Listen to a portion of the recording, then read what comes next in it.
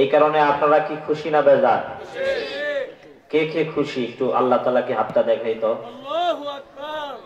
আচ্ছা, আমি যে এখানে বসছি এই কারণে কি আপনারা খুশি হয়েছেন না? আমি যদি আপনাদের কাছে একটা আবদার করি, বেয়াদবি মনে করবেন? যে সমস্ত ভাইরা দাঁড়ায় আছি, মেহেরবানি করে, এটা রহমতি বরকতি জান্নাতের টুকরা বাগান। এই বাগানকে ফেরেশতারা বেষ্টন করে রেখেছে, বলেন সুবহানাল্লাহ। এই বাগানকে রহমত ঢেকে রেখেছে, সুবহানাল্লাহ বলেন। তা আমরা কি এই রহমত, এই ফেরেশতাদের বেষ্টনী থেকে দূরে থাকতে যাই? তাহলে মেহেরবানি করে যারা দাঁড়ায় আছি মেহেরবানি করে বসে পড়ি, আর যাদের সামনে ফাঁকা জায়গা আছে আমরা মেহেরবানি করে ফাঁকা জায়গাটুকু ভরে ফেলি। কারণ ফাঁকা জায়গা যদি থাকে সেখানে বসেন কে জানেন? শয়তান। আমরা কি শয়তানকে আমাদের সাথে বসতে দিবনি? তাহলে মেহেরবানি করে ফাঁকা জায়গাগুলো পূর্ণ করে ফেলি। আল্লাহ তাআলা সকলকে তৌফিক দান করুক, সকলে বলি আমিন। আলহামদুলিল্লাহ আলহামদুলিল্লাহিল আকরামিল্লাযী খালাকাল ইনসানা ওয়া কাররাম ওয়া আল্লামাহু মিনাল বায়ানি মা লাম ইয়ালাম ফাসুবহানাল্লাযী লা ইহসা ইমতিনানুহু বিল লিসানি ওয়ালা বিল কলম ونشهد أن لا إله إلا الله وحده لا شريك له ونشهد أن سيدنا وسندنا وحبيبنا وشفيعنا وطبيبنا ومولانا محمدا عبده ورسوله أرسله بالحق بشيرا ونذيرا وداعيا إلى الله بإذنه وسراجا وقمرا منيرا أما بعد فأعوذ بالله من الشيطان الرجيم بسم الله الرحمن الرحيم قل هل يستوي الذين يعلمون والذين لا يعلمون إنما يتذكر أولو الألباب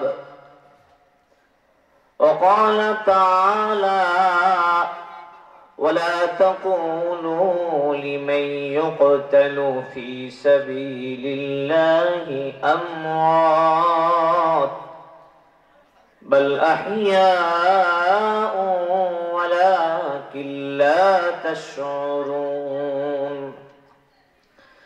وقال النبي صلى الله عليه وسلم يشفع يوم القيامة الأنبياء والعلماء ثم الشهداء أو كما قال النبي عليه الصلاة والسلام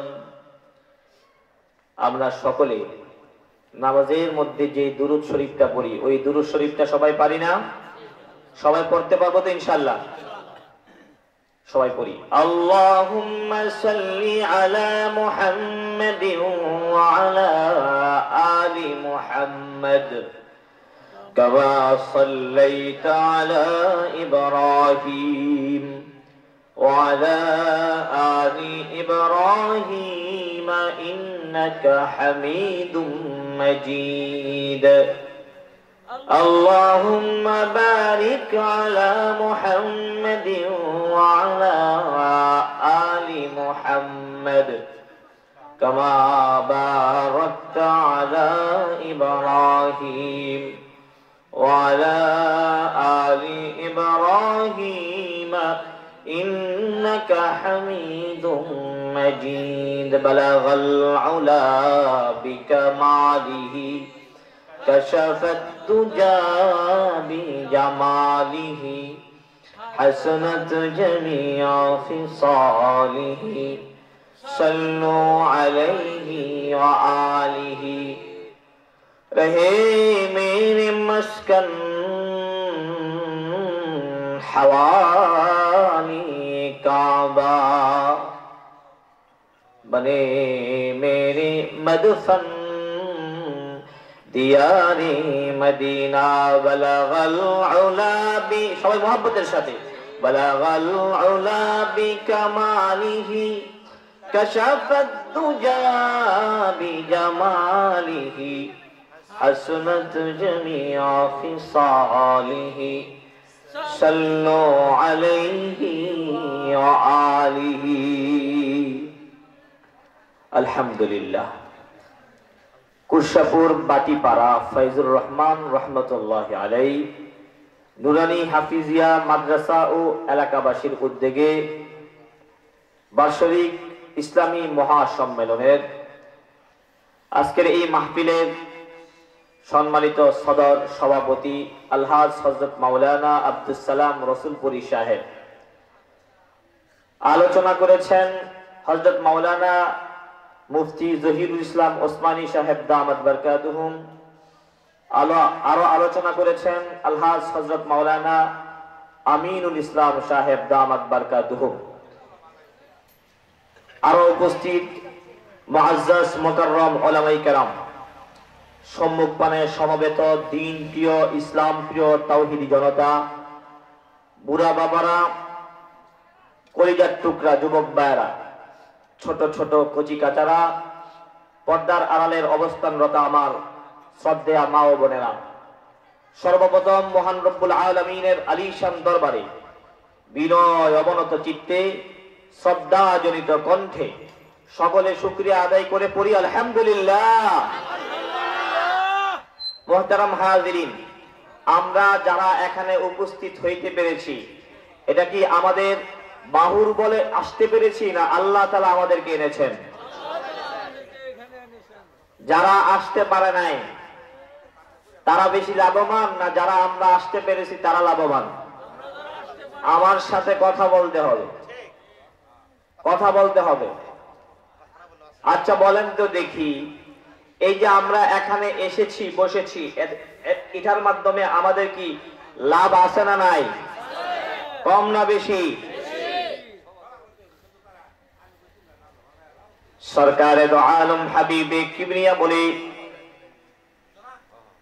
قال رسول الله صلى الله عليه وسلم قال رسول الله صلى الله عليه وسلم من صلى علي واحدة صلى الله عليه عشرا।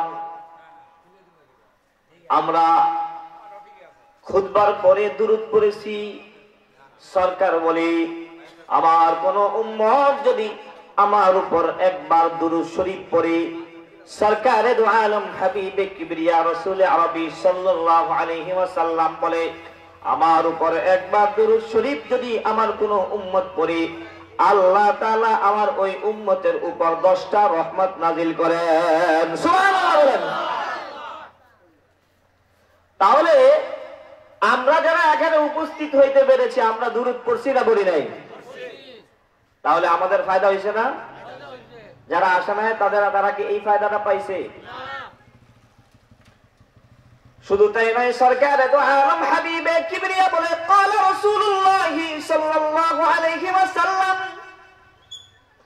قال رسول الله صلى الله عليه وسلم من صلى علي 10 في اول النهار و10 في آخر النهار نالته شفاعتي يوم القيامة। আল্লাহ রাসূল সাল্লাল্লাহু আলাইহি ওয়াসাল্লাম বলে, আমার কোন উম্মত যদি সকালে আমার উপর 10 বার দুরূদ শরীফ পড়ে আর বিকালে আমার উপর 10 বার দুরূদ শরীফ পড়ে, অর্থাৎ সকালে 10 বার বিকালে 10 বার, মোট 20 বার যদি কোন উম্মত দুরূদ শরীফ পড়ে, সরকার দো আলম হাবিবে কিবরিয়া বলে, আমার শাফাআত অবশ্যই অবশ্যই আমার ওই উম্মত পর্যন্ত পৌঁছে যাবে। সুবহানাল্লাহ বলেন। আগে এই মাহফিলের গুরুত্ব বুঝতে হবে, তাহলে আমাদের এই মাহফিলে আসতে মনে চাইবে। কথা বলেন ঠিক না বেটি? আচ্ছা বলেন তো দেখি, আপনার একটা ব্যবসা আছে, মনে করেন আপনি কাপড়ের ব্যবসা করেন, এই এলাকায় কিসের ব্যবসা বেশি? আচ্ছা মনে করেন কাপড়ের ব্যবসা করেন, আপনি ফ্যাক্টরিতে কাপড় বুনাইছেন। এখন এই কাপড়টা যদি এই যে শিবগঞ্জ আছে, শিবগঞ্জে যদি বিক্রি করেন, তাহলে প্রতি গজ কাপড়ে আপনার 10 টাকা লাভ হবে। আর এই কাপড়টাই যদি আপনি বালুকা নিয়ে বিক্রি করেন, তাহলে ওই কাপড়টায় আপনার 20 টাকা লাভ হবে। আচ্ছা সোনার বাংলার মানুষ আমরা যারা এখানে আছি, আচ্ছা বলেন তো দেখি, যদিও একটু বালুকা যেতে একটু কষ্ট, তাহলে যেই কাপড়টা বিক্রি করলে বালুকা গেলে 20 টাকায় লাভ হবে, আমরা সবাই কোথায় বিক্রি করবো? শিবগঞ্জ না বালুকায়? কারণ কি? লাভ বেশি। তা আমরা দুনিয়ার লাভটা আসলে বুঝি, ঠিক না বেরি? কিন্তু আখিরাতের লাভ বুঝি না। অথচ আমাদেরকে আল্লাহ তাআলা কি দুনিয়ার জন্য বানাইছেন আখিরাতের জন্য? সরকারে দো আলম হাবিবে কিবরিয়া বলে, আদ-দুনিয়া খুলিকাত লাকুম ওয়া আনতুম খুলিকতুম লিল আখিরাহ। আল্লাহর রাসূল বলেন, হে আমার উম্মতেরা, দুনিয়ার যা কিছু আছে, যা কিছু আমরা চোখে দেখি আর না দেখি, সব কিছুকে তোমাদের কল্যাণের জন্য আল্লাহ তাআলা বানাইছে, সৃষ্টি করেছে। আর তোমাদেরকে আল্লাহ তাআলা বানাইছে আখিরাতের জন্য। আমাদেরকে বানাইছে দুনিয়ার জন্য না আখিরাতের জন্য? আমরা চিন্তা ফিকির কি দুনিয়ার জন্য করি না আখিরাতের জন্য করি? দুনিয়ার জন্য করি। তাহলে দুনিয়ার লাভ বুঝলাম, আখিরাতের লাভ বুঝি না।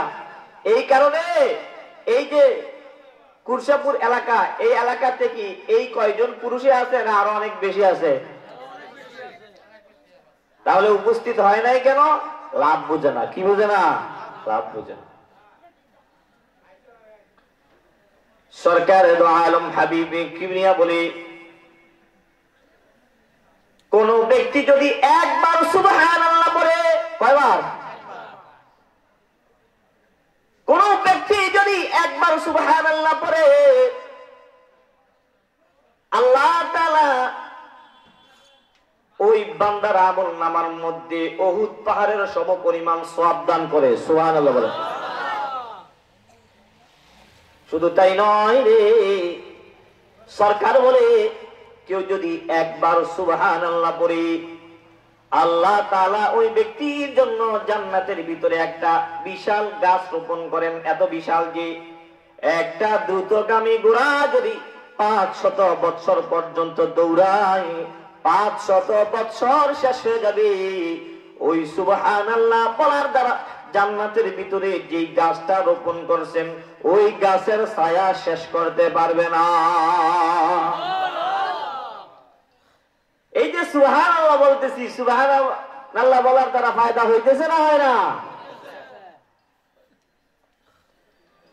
শুধু তাই নয়, সরকারে দো আলম হাবিবে কিবরিয়া বলে, কেউ যদি একবার সুবহানাল্লাহ পড়ে, সুবহানাল্লাহ বলার দ্বারা তার মিজানের পাল্লাকে আল্লাহ তাআলা অর্ধেক ভরে দেয়। সুবহানাল্লাহ। আর কেউ যদি একবার আলহামদুলিল্লাহ পড়ে, সুবহানাল্লাহ বলার দ্বারা মিজানের পাল্লা অর্ধেক ভরে যায়। আর আলহামদুলিল্লাহ বলার দ্বারা মিজানের পাল্লাকে আল্লাহ তাআলা পরিপূর্ণ করে দেয়। সুবহানাল্লাহ। আর কেউ যদি একবার আল্লাহু আকবার বলে, সরকার দো আলম হাবিবে কিবরিয়া বলে, আসমান এবং জমিন, আসমান জমিনের মধ্যবর্তী যেই ফাঁকা জায়গাটা আছে, একবার আল্লাহু আকবার বলার দ্বারা আসমান জমিনের মধ্যবর্তী ফাঁকা জায়গাকে আল্লাহ তাআলা নেক দ্বারা পরিপূর্ণ করে দেয়। সুবহানাল্লাহ। তাহলে এই মাহফিলে আসার মাধ্যমে আমাদের কিছু ফায়দা হয়েছে, ঠিক না ভাই? ঠিক। আমরা দোয়া করি এখনো যে সমস্ত ভাইয়েরা আসতে পারে নাই, আল্লাহ তাআলা যেন তাদেরকে এই বুঝ দান করে, তারাও যেন আমাদের মতো এই মাহফিলের প্যান্ডেলের নিচে এসে বসতে পারে। সকলে বলি আমিন। আমার সাথে একটা ওয়াদা করতে হবে, আমি যতক্ষণ এখানে আলোচনা করি, যদি আলোচনাটা একদম বিশ্রীও লাগে, ভালো নাই লাগে, তারপরেও আমরা বসে থাকবো। কে কে রাজি আছে হাত তুলে আল্লাহ তাআলাকে দেখাই। আল্লাহ সকলকে কবুল করুক, সকলে বলি আমিন। আপনারা কিন্তু আমার সাথে ওয়াদা করেছেন, এই জন্য বেশিক্ষণ আলোচনা করব না। আমি সুদূর নারায়ণগঞ্জ থেকে আসছি, আমি আপনাদের মেহমান না। ওই যে আমার পূর্ববর্তী যে আলোচক উনি বলেছিলেন, মান কানা ইউমিন বিল্লাহ ওয়াল ইয়াউমিল আখির ফালইউকরিম যায়ফা। আল্লাহর রাসূল বলেন, যে ব্যক্তি আল্লাহ এবং আখিরাতের প্রতি বিশ্বাস রাখে সে যেন মেহমানকে সম্মান করে। সে যেন মেহমানকে কি করে? আচ্ছা বলেন তো দেখি, মেহমানকে দাওয়াত দেওয়ার পরে, মেহমানকে দাওয়াত দিয়ে যদি মেজবান বাড়িতে না থাকে, তাহলে কি মেহমানকে সম্মান করা হয়? এই জন্য থাকবেন তো ইনশাআল্লাহ। আল্লাহ তাআলা সকলকে তৌফিক দান করুক, আমিন। আমি আপনাদের সামনে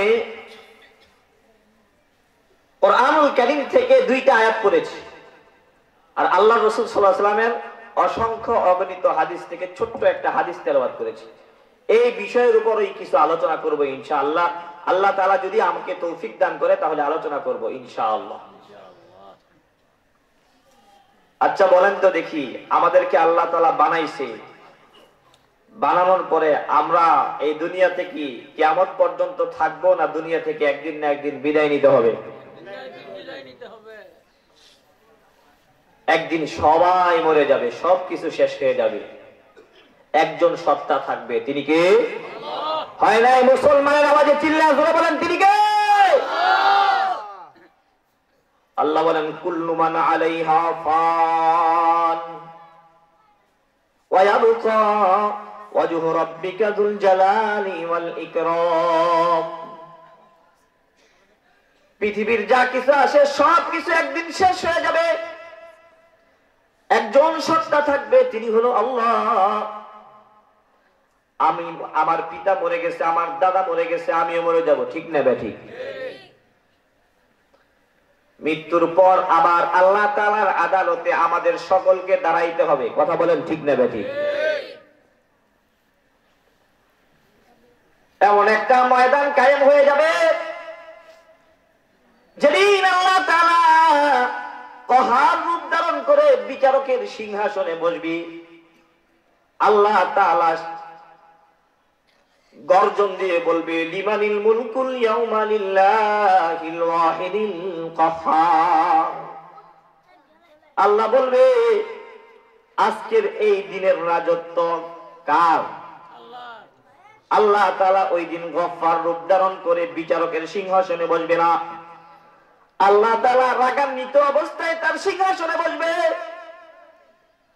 এমন এক ভয়াবহ অবস্থা হাসরের ময়দানে হবে, জমিনটা তামার মতো হয়ে যাবে, মানুষের মাথা অর্ধ হাত উপরে, সূর্য থাকবে, সূর্যের উত্তপ্ততার কারণে মানুষের মাথার মগজগুলো বাতের মারের মতো টকবক টকবক টকবক করে উতলায়া পড়তে থাকবে।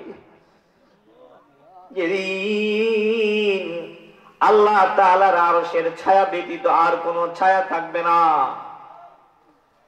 মানুষ ময়দানে মাশারের এই কোনায় ওই কোনায় দৌড়াইতে থাকবে, কেউ কারো আপন হবে না।